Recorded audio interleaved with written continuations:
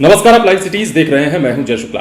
देखिए, बिहार में इन दिनों कई मुद्दों पर चर्चा हो रही है, लेकिन सबसे बड़ा मुद्दा बिहार में जाति आधारित गणना को लेकर है और इसी मुद्दे पर लगातार सियासत भी चल रही है और बयानबाजी भी किए जा रहे हैं, चाहे वो सत्ता पक्ष के लोग हों, चाहे विपक्ष यानी कि बीजेपी के लोग हों। अब तेजस्वी यादव ने अभी ठीक कुछ देर पहले सोशल मीडिया पर एक ट्वीट किया है और ट्वीट करते हुए उन्होंने जाति आधारित इस गणना को लेकर न सिर्फ अप्रत्यक्ष रूप से बीजेपी को निशाने पर लिया है, बल्कि कई सारी बड़ी बातें कही हैं। और क्या कुछ लिखा है, जरा आप इसको भी देख लीजिए। तेजस्वी यादव ने ट्विटर पर कुछ देर पहले ही लिखा है कि बिना किसी साइंटिफिक प्रक्रिया के जुटाए सुपरफिशियल और कॉस्मेटिक आंकड़ों ने विकास और देश में व्याप्त सामाजिक आर्थिक असमानता की खाई को पाटने के बजाय उसे और भी गहरा किया है।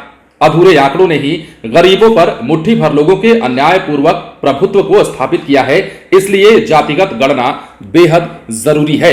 तेजस्वी यादव शुरू से ही ये बात कहते आ रहे हैं और इस बात को भी साफ किया गया है बिहार की इस नई सरकार यानी कि महागठबंधन की सरकार के द्वारा कि बिहार में जाति आधारित गणना जो है वो जरूरी है। और इस जाति आधारित गणना कराने के पीछे सरकार का जो सबसे बड़ा तर्क है वो ये है कि इससे ये भी पता चल जाएगा कि किसकी आर्थिक स्थिति कितनी है और कौन कितना है बिहार में जाति के आधार पर। अब ऐसे में विपक्ष ये आरोप लगा रहा है कि बिहार में जाति आधारित गणना कराने के पीछे सरकार की यही मंशा है कि इसके ऊपर राजनीति की जाए और चुनावों में जाति आधारित ये जो गणना हो रही है इसे भुनाने का प्रयास किया जाएगा। लेकिन सत्ता पक्ष के लोगों का कहना है, चाहे वो नीतीश कुमार हो चाहे तेजस्वी यादव हो, कि जाति आधारित गणना इसलिए जरूरी है क्योंकि बिहार के लोगों के बारे में पता चल जाएगा कि कौन कितना है और किसकी आर्थिक स्थिति क्या है। इसके साथ ही आर्थिक सर्वेक्षण भी कराया जा रहा है, जैसा कि नीतीश कुमार ने और तेजस्वी यादव ने पहले भी कहा था। लेकिन अभी से ठीक कुछ देर पहले तेजस्वी यादव ने, चूंकि लगातार इस पर बातचीत चल रही है, पटना से दिल्ली वो कल ही लौटे हैं और बिहार में कई सारे मुद्दे वैसे भी चल रहे हैं। आपको पता है कि बिहार के शिक्षा मंत्री प्रोफेसर चंद्रशेखर किस प्रकार के बयान देकर इन दिनों सुर्खियों में है और किस प्रकार सोशल मीडिया पर इसे लेकर